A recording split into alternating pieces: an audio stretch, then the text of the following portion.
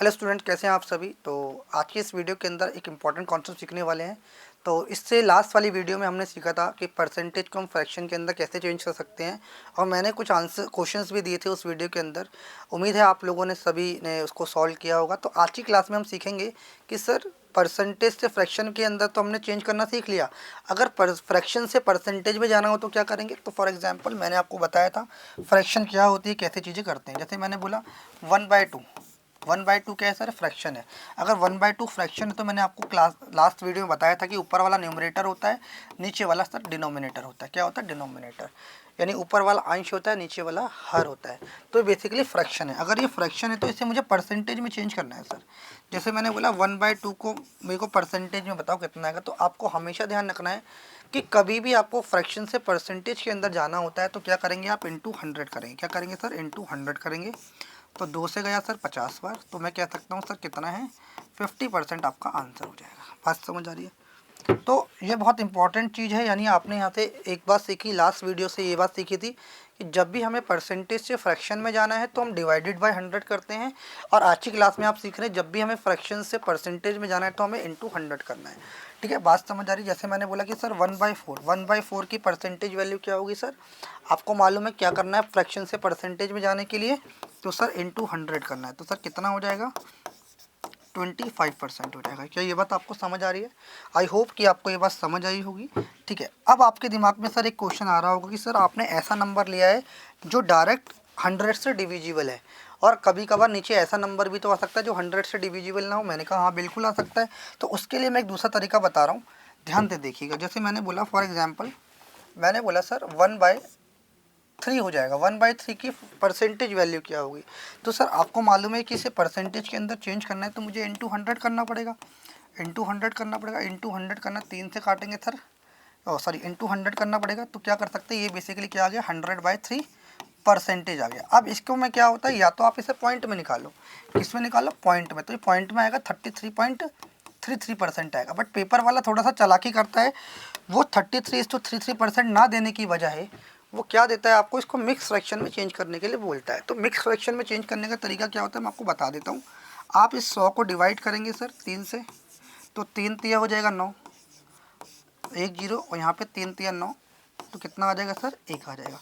अब बेसिकली आपको ये पता होना चाहिए कि हम मिक्स फ्रैक्शन को लिखते कैसे हैं, बेसिकली लिखना आना चाहिए।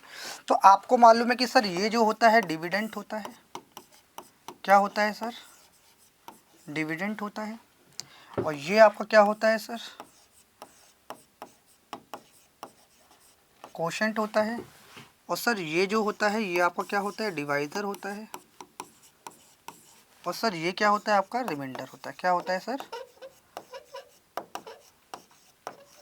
रिमाइंडर होता है। ये बात समझ आ रही है, ये बात समझ आ रही है कि सर डिविडेंड क्या होता है, डिवाइज़र, यानी अगर मैं लिखने की बात करूं तो ये सर क्या होता है, भाज्य होता है। ये सर भागफल होता है अगर मैं हिंदी की बात करूं। ठीक है, ये शेषफल होता है।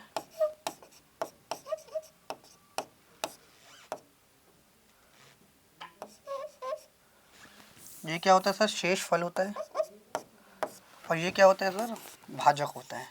तो ये सारी चीज़ें आपको पता होनी चाहिए। अगर मुझे इस चीज़ को मिक्स फ्रैक्शन के अंदर लिखना है तो सर लिखने का तरीका, एक स्टैंडर्ड फॉर्मेशन होती है किसी भी चीज़ को लिखने की, यानी मिक्स फ्रैक्शन को लिखने की स्टैंडर्ड फॉर्मेशन होती है। वो स्टैंडर्ड फॉर्मेशन ये कहती है, इस छोटी सी जगह में मैं लिख देता हूँ, आपको समझ आ जाएगा। तो सबसे पहले जो भी लिखेंगे वो क्या आता है सर, आपका कोशेंट आता है। क्या आता है सर, कोशेंट। ठीक है, उसके बाद सर क्या आता है आपका, ऊपर आता है सर रिमाइंडर। क्या आता है सर, रिमाइंडर। और सर नीचे क्या आता है सर, नीचे आता है आपका डिवाइज़र। क्या आता है, डिवाइज़र। यानी अगर आपको मिक्स फ्रैक्शन लिखनी है तो आप इसको इस तरीके से रिप्रेजेंट कर सकते हैं। अगर मैं बात करूँगा, ध्यान से समझने की कोशिश करना। हमारा सर कोशेंट कितना है सर, कोशेंट है 33, और हमारा रिमाइंडर कितना है, तो रिमाइंडर सर 1 है, और हमारा डिवाइज़र कितना है सर, 3 है। तो 33:1/3 will be the correct answer. I hope कि आपको ये चीज़ें समझ आई होंगी। चलिए मैं एक और एग्जांपल दे देता हूँ, एक और एग्जांपल समझा देता हूँ। जैसे मैंने बोला कि सर 1/6 की परसेंटेज वैल्यू क्या होगी। तो सर आपने बोला कि इंटू 100 कर देंगे, तो मैंने कहा बिल्कुल कर देंगे। तो 2 से कट गया 3 बार, और 2 से कट गया 50 बार, तो मैंने लिख दिया 50/3 आ गया परसेंट। ये पॉइंट में होता है 16.6666 चलता रहता है, बट पेपर वाला ऐसे ना देके मिक्स फ्रैक्शन में पूछता है। तो सर कैसे लिखेंगे इस चीज़ को? आपको मालूम है 50/3 को अगर मुझे मिक्स फ्रैक्शन में लिखना है तो सर पहले क्वेश्चन जितनी बार भी कम्प्लीटली डिवाइड हो रहा है उसको देख लो। तो 3 से काटेंगे, 3 1 जा 3 हो जाएगा, फिर 2 3 6 सा 18 हो जाएगा, और फिर रिमाइंडर 2/3 हो जाएगा।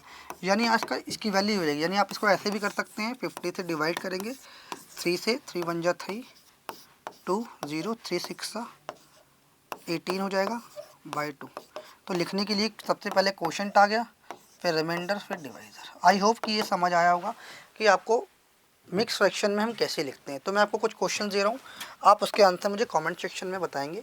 जैसे 1/7 की परसेंटेज वैल्यू क्या होगी, 1/11 की परसेंटेज वैल्यू क्या होगी, 1/12 की क्या होगी, एंड 3/8 की क्या होगी, 5/8 की क्या होगी, और 7/8 की क्या। तो इन सारे क्वेश्चंस के आंसर आप मुझे कमेंट सेक्शन में बताएंगे। तो आज की वीडियो में इतना ही।